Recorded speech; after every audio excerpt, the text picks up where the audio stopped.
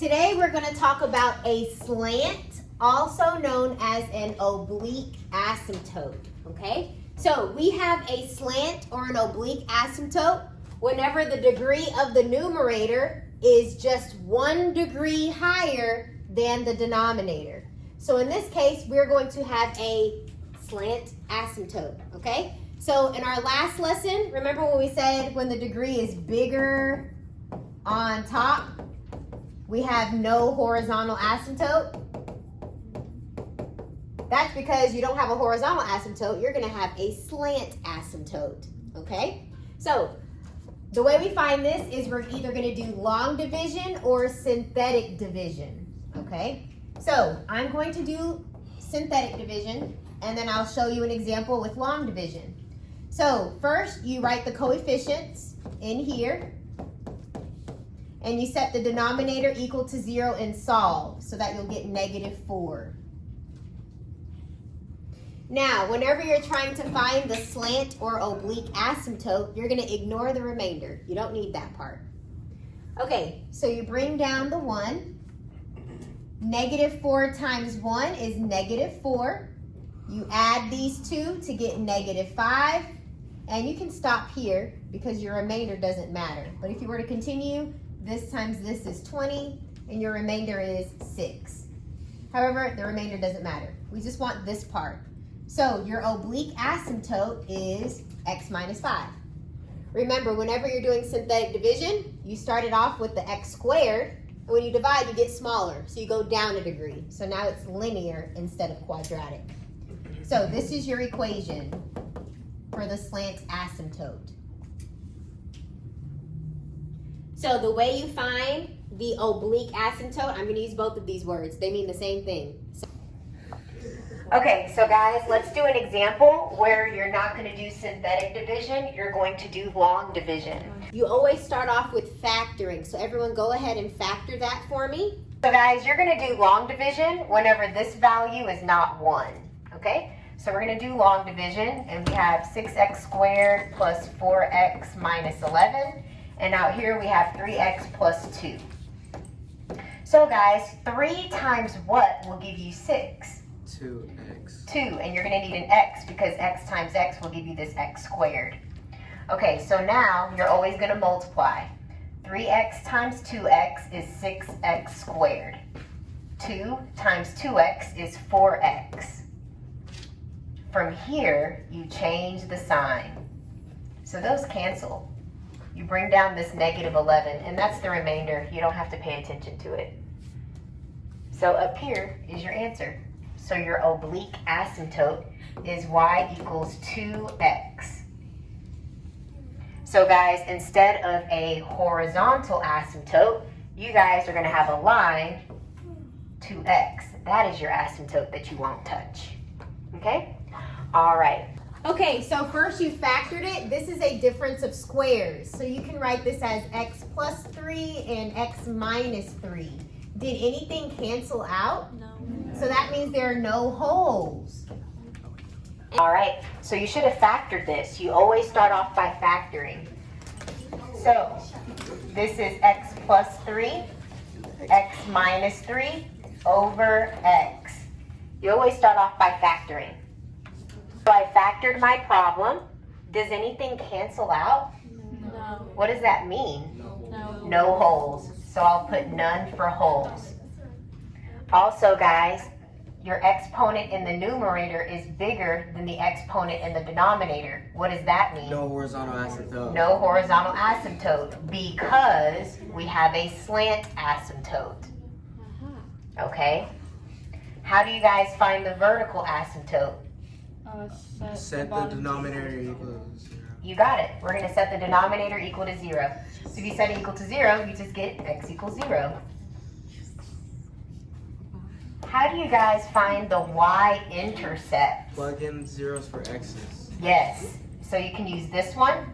You get -9 over 0. Can you have 0 in the denominator? No. So there's no y-intercept. You could also use this one. 3 times -3 is still -9, and you have a 0 in the denominator. Answer is none. You don't have any y-intercepts. How do you find the x-intercepts? Set the top equal to 0. Yes. Both of them. So we're going to set both of these factors in the numerator equal to 0. So if you set x plus 3 equal to 0, you're going to get negative 3. And if you do the x minus 3 equal to 0, you're going to get a positive 3. So those are your x-intercepts. Okay, so that's a recap of what we did yesterday. Now let's find that slant asymptote, also called oblique asymptote, okay? So we're going to do synthetic division. You write your coefficients. What will I put? 1 what? 1, 0, negative.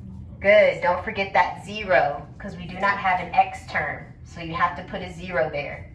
What goes out here? You set the bottom equal to 0, and you solve it. It's just 0, right? So 0 goes out here. You bring down the first coefficient, and then you multiply. 0 times 1 is 0, and then you add 0. Your remainder won't matter. So your answer is y equals x. This number here represents your y-intercept. Okay, so guys, I'm going to put all of this information in my graph.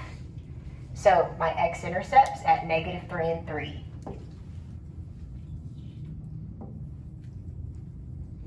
My vertical asymptote is at 0. My slant asymptote is at y equals x. So that's this line. So it looks like this. That's the line that you can't touch. All right, so let's go ahead and graph. Get close to the asymptote, go through your point, get close to the asymptote. Close to the asymptote, go through your point, close to the asymptote. Okay, let's talk about the domain. Domain, you always start on the left. So if you look at the left, there's an arrow going to the left. That's negative infinity. And follow the line. It gets very close to this asymptote, which is at 0. And then here's the other part of your graph, this part. This part of your graph starts very close to the asymptote, that's 0.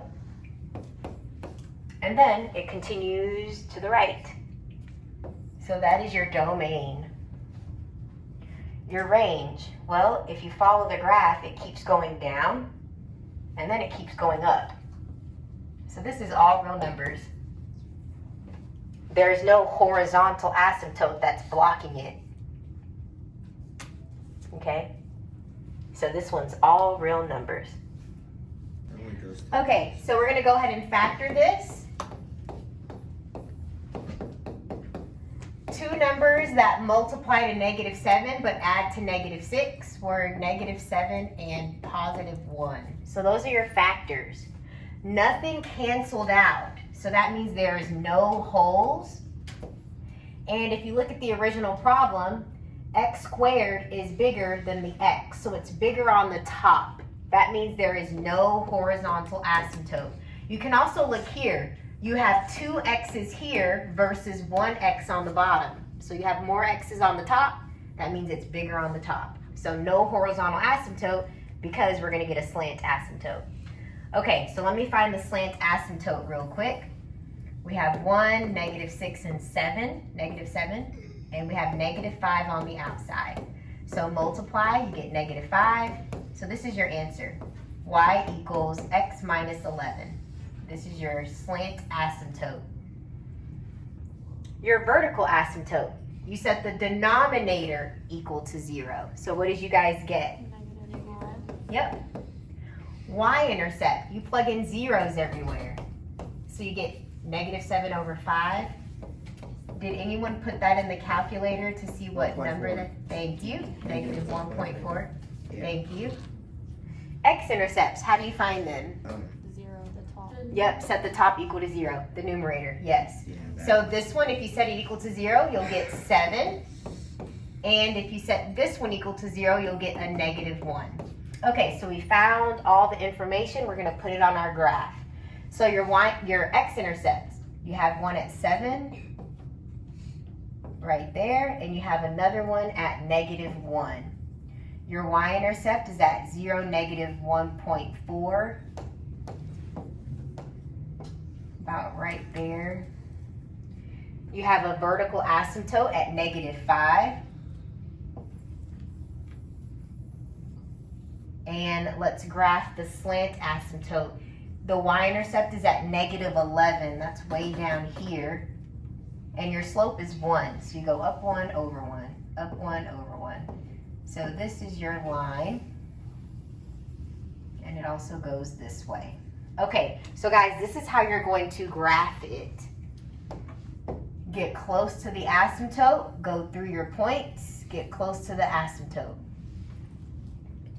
Now, we didn't have enough space down here, but if you were to zoom out of the graph, let me show you what it would look like. Here is your vertical asymptote, and here's your slant asymptote. Can you guys visualize that eventually these two lines are gonna cross? Yeah.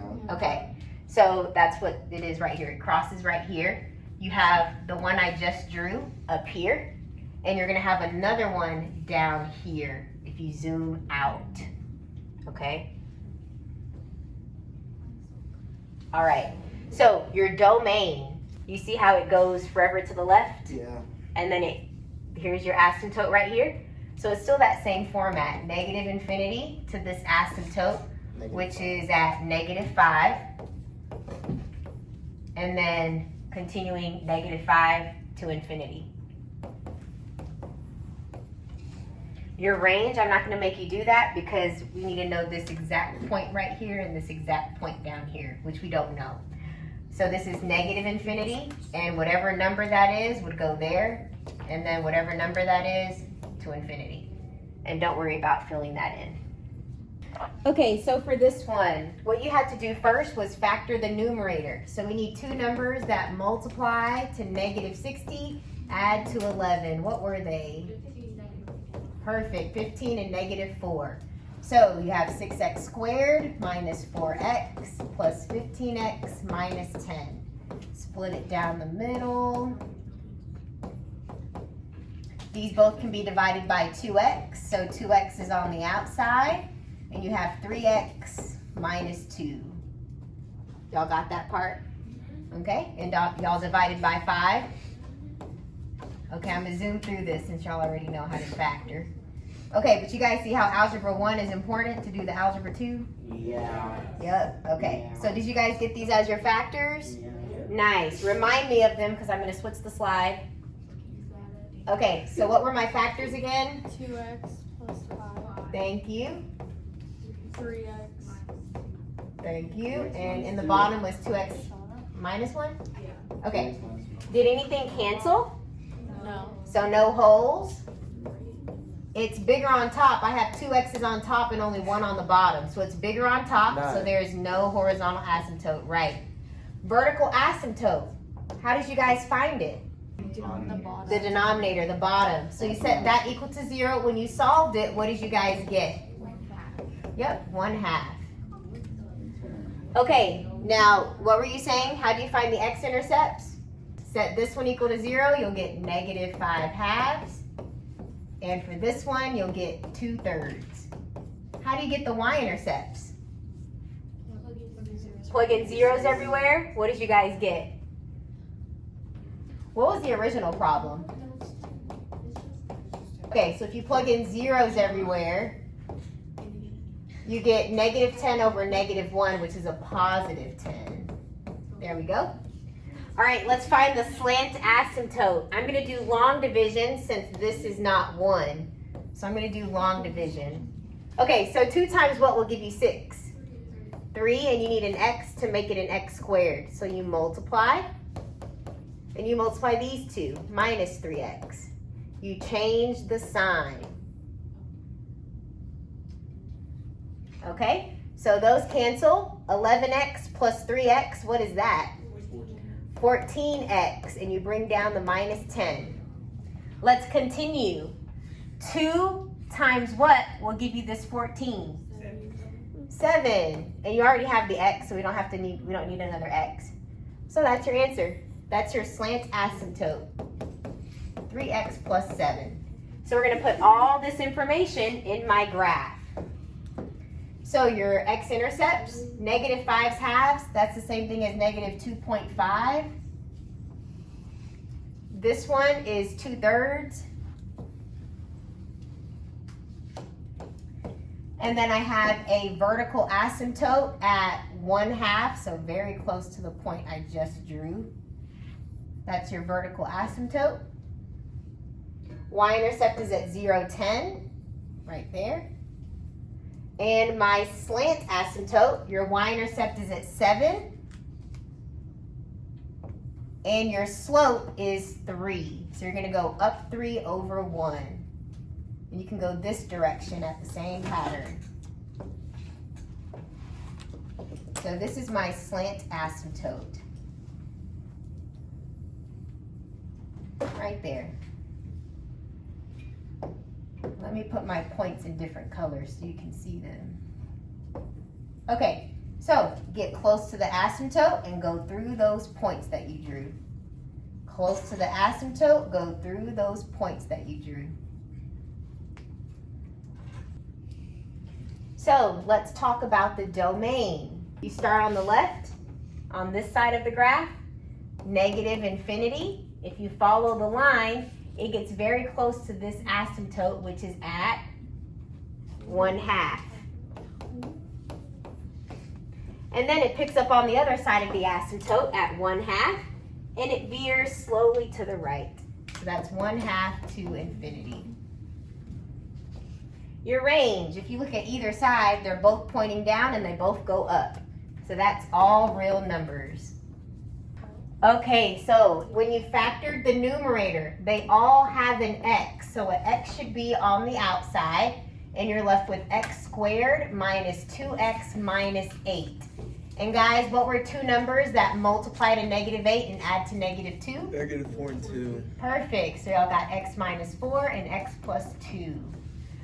All right, your denominator here, both of these can be divided by 3. So 3's on the outside, and that cancels, leaving you with x squared.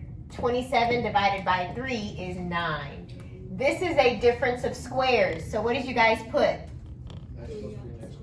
Yep, x plus 3 and an x minus 3. Don't forget about the 3 that's on the outside. So guys, these are your factors. Look and see, does anything cancel? Nope, so there's no holes. You have 1, 2, 3 x's on top and only 2 on the bottom, so it's bigger on the top. Also look here, cubed versus a squared. It's big on top, no horizontal asymptote. You will have a slant asymptote. For a vertical asymptote, how do you find it? Set it all equal to 0. Set all of it equal to 0? On the denominator. The denominator. So here, 3 equals 0, that doesn't make sense. This one, if you set it equal to 0, you'll get Negative 3. Yep. If you set this one equal to 0, you get Positive. Yep. How do you find y-intercepts? Put zeros in for x's. Yep, exactly. So I'm going to use this original problem. I think that would go quicker. Plug a 0 here, here, here, and here. So you get zeros over negative 27. So what is it? 0. 0. How do you find x-intercepts? Plug the set it equal to 0, the numerator. Yes. We're going to set the top equal to 0. So x equals 0, you'll just get 0. Set this one equal to 0, you'll get 4. Set this one equal to 0, you'll get negative 2. Okay, the final thing we need to find is the slant asymptote. This might get a little tricky. Okay, so I'll do it right over here. We have x cubed minus 2x squared minus 8x. And it's divided by 3x squared minus 27. Okay, guys, think with me. 3 times what, I'll write it right here. 3 times what gives you 1? 1/3 x. 1/3. So you're going to need a 1/3, and of course you have x squared, so you're going to need an x. Yes. Okay, nice. Okay, so guys, you always multiply. 3 times 1/3 is 1. X squared times x is x cubed. Negative 27, I'll write that down. Negative 27 times 1/3 It's 9. 9. Negative 9. So we'll have negative 9 and an x. Wouldn't it just be positive 9? Yep, you got to change the signs. Those cancel. Negative 2x squared, that comes down. Negative 8x plus 9x is just x. Let's start again. 3 times what will give you negative 2? Now let's think about this. Wait, no, don't give us the hint. Go ahead. Let us think. You can. Pause it? Okay. Let me think through it. Good job. Okay, so guys, look. If you want to get rid of the 3, put a 3 in the denominator so they cancel. And then you just need a negative 2. So what you multiplied by was negative 2/3. Does that make sense? Okay. Do I need to say it again? Okay. All right. So I'm going to multiply by a negative 2/3. So 3x squared times a negative 2/3 will give you the negative 2x squared. Okay, so guys, this is your slant asymptote. So we found everything. So we're going to put all this information in our graph. Your x-intercept, 0, 4, and negative 2. 0, 1 at 4, another one at negative 2. Those are your x-intercepts. Your y-intercept is at 0, 0. It's already there. Vertical asymptotes, you have one at negative 3 and one at positive 3. So here's the one at negative 3. And here's your one at positive 3. Okay. Slant asymptote, we just found it using long division. Your y-intercept is at negative 2/3. I'm going to use a different color. Negative 2/3 is about right here. Now your slope is up 1 over 3. So go up 1 over 3, you're right there. Up 1 over 3. And you can go this direction, down 1 over 3, down 1 over 3. Here we go. So this is your slant asymptote. Okay, so this is what your graph is going to look like.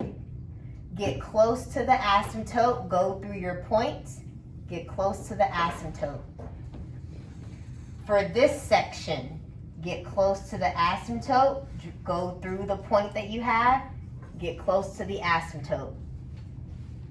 And I don't have anything for this section of the graph.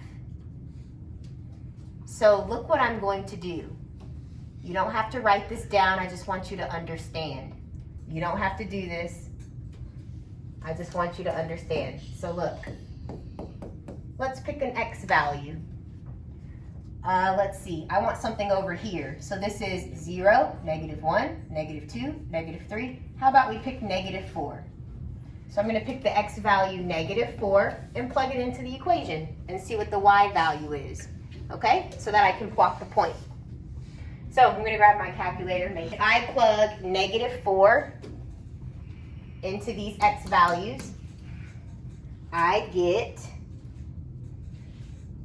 negative 3.05.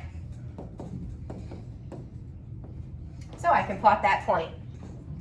Negative 4, negative 3.05 is right there. So get close to the asymptote, go through your point, get close to the asymptote. So this is what your graph looks like. You have 3 different sections. So for the domain, you're going to have 3 different sections for the domain. You have this one. This one's from negative infinity to this asymptote, which is at negative 3. So negative infinity to negative 3. And then between these 2 asymptotes, this from negative 3 to this asymptote, positive 3. So negative 3 to 3. And then this section, this starts close to 3, then it goes off to infinity. So that is your domain. let's think about the range. If you look at this section, this goes down forever. If you follow it, this will just go up forever. So this is all real numbers. I see that this one right here is blocked, but this goes on forever. So anywhere on your graph, you're gonna have every y value. You have y values down here, you have y values up here, you have y values up here.